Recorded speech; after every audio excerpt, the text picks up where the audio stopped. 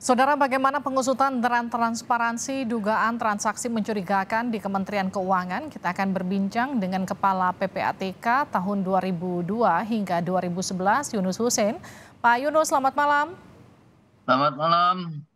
Kita juga akan sapa Direktur Center of Economic and Law Studies, Selyos Bima Yudhistira. Mas Bima, selamat malam. Selamat malam. Saya ke Pak Yunus dulu.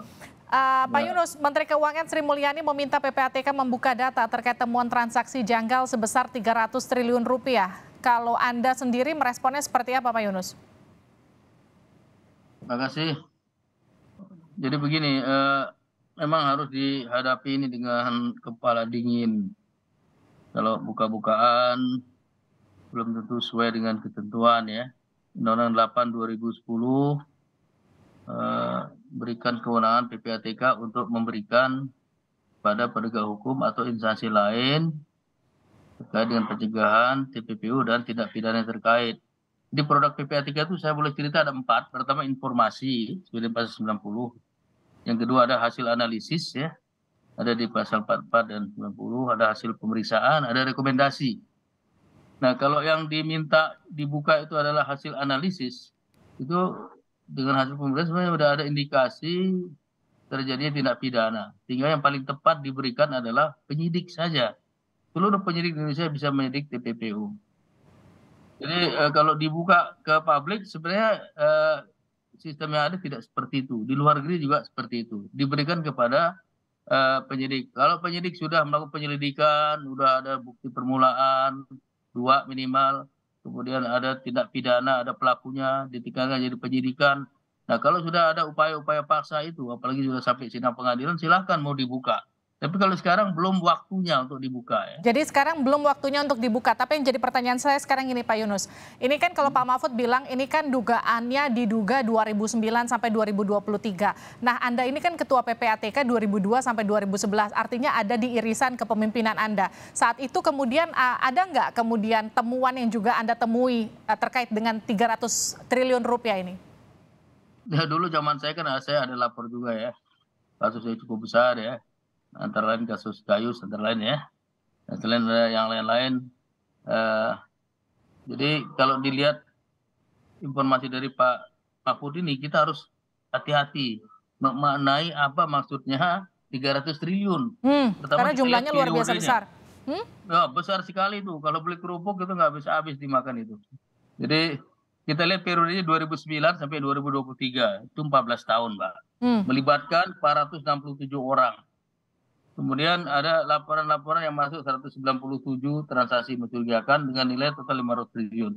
Sebenarnya kalau mau tahu sistem yang ada, transaksi mencurigakan itu dari penyedia jasa keuangan, penyedia barang dan jasa atau reporting parties kepada PPATK. Berhenti sampai di situ. PPATK tidak meneruskan transaksi keuangan mencurigakan, tidak pernah.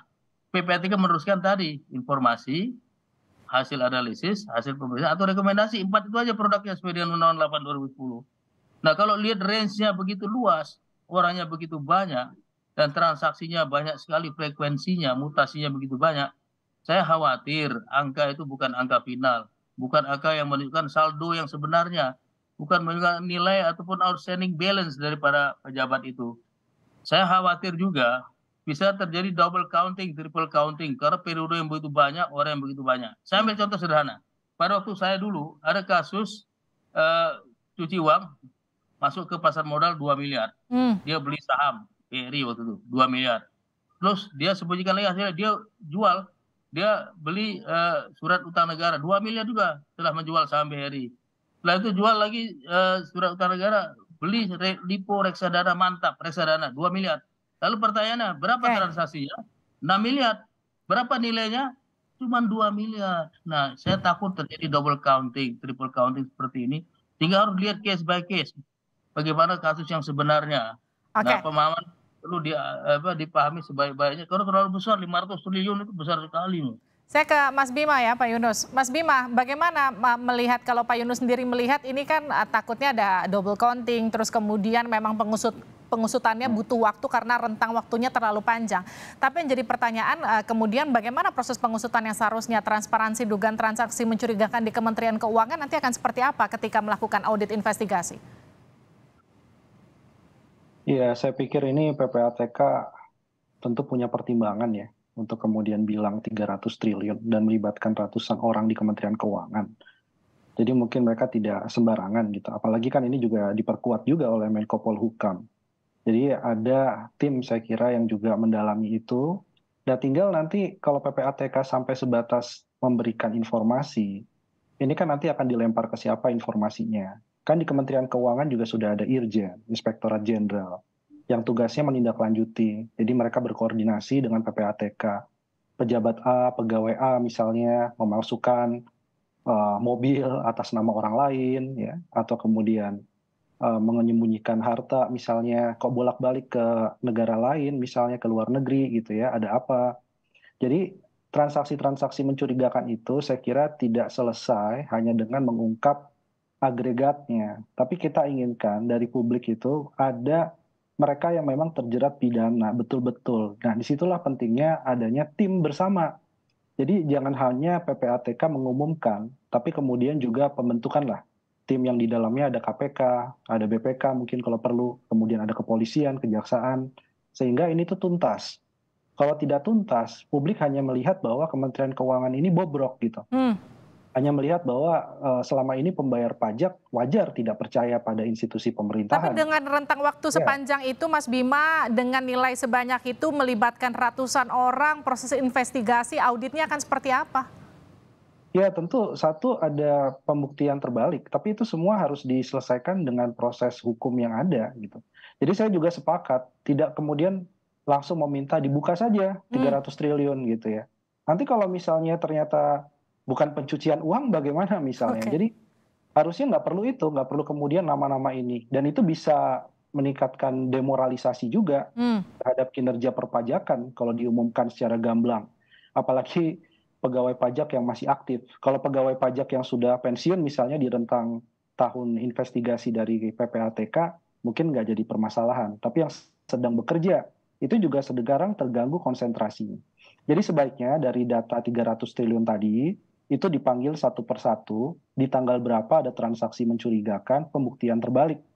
Kalau dia tidak bisa membuktikan terbalik bahwa transaksi itu legal, transaksi itu sah dan bukan dari sumber uang-uang yang kemudian bertentangan dengan hukum, ya selesai di situ. Tapi kalau ada permasalahan yang sampai menyangkut pidana, uangnya dari suap misalnya, kemudian uangnya dari konflik kepentingan, ada saham misalnya ditemukan yang dimiliki oleh pegawai pajak, saham itu ternyata saham konsultan pajak yang kemudian rentan ada konflik kepentingan di situ, nah itu ditelusuri. Jadi kita tidak ingin sekedar bombastis atau heboh gitu ya mengungkap secara besar karena ini merusak citra pemerintah dengan 300 triliun itu angka yang tidak main-main. Tapi kita menginginkan siapa sih sebenarnya yang terlibat dan diungkap sejelas-jelasnya. Tapi yang kita inginkan yang sudah kemudian masuk dalam penyidikan yang jelas, ada buktinya. Nah itu yang masyarakat inginkan sekarang. Jadi harapannya kasus ini nggak berlarut-larut gitu ya. Harus ada ketegasan, kejelasan, jangan menjadi bola liar. Karena ini bisa tuduhan satu kementerian dan ini merusak saya kira di tengah. Betul, itu yang kemudian harus diklarifikasi dan dijelaskan juga proses auditnya dibuka setransparan mungkin. Pak Yunus, jadi seperti apa kemudian seharusnya mengungkap transaksi janggal 300 triliun rupiah ini supaya kemudian Kementerian Keuangan tidak dianggap satu kementerian yang dianggap masyarakat kementerian yang bobrok begitu karena terlalu banyak skandal belakangan ini. Jadi kalau laporan atau informasi itu diberikan kepada Menteri Keuangan, baik atas permintaan ataupun tidak, seharusnya Irjen harus memfollow up, ya, ada klarifikasi, verifikasi, dan memberikan feedback kepada PPATK. Biasa di lembar terakhir itu surat kita isikan formulir feedback. Kemudian katakanlah kalau ada indikasi pidana, misalnya gratifikasi, perlu didalami. Kalau memang ada indikasi seperti itu, minta penyidik untuk melakukan pendalaman. Dalam hal ini KPK ya. KPK melakukan pendalaman mencari bukti permulaan yang cukup, artinya 2 syaratnya menurut undang-undang. Kalau udah ada bukti permulaan berarti sudah ada tindak pidana. Oke. Pelakunya bisa ditingkatkan menjadi penyidikan. Disitulah penyidik mulai bergerak. Dan selain itu, PPATK selain memberikan kepada Menteri Keuangan bisa memberikan langsung kepada penyidik kalau memang itu ada indikasi pidana. Penyidik penyelidikan, mencari bukti permulaan, meningkatkan jadi penyidikan, prosesnya berjalan terus. Kurang lebih seperti itu yang harusnya dilakukan. Gitu. Baik, terima kasih telah bergabung bersama kami di Sapa Indonesia Malam, Pak Yunus dan juga Mas Bima. Terima kasih atas waktu. Sama-sama.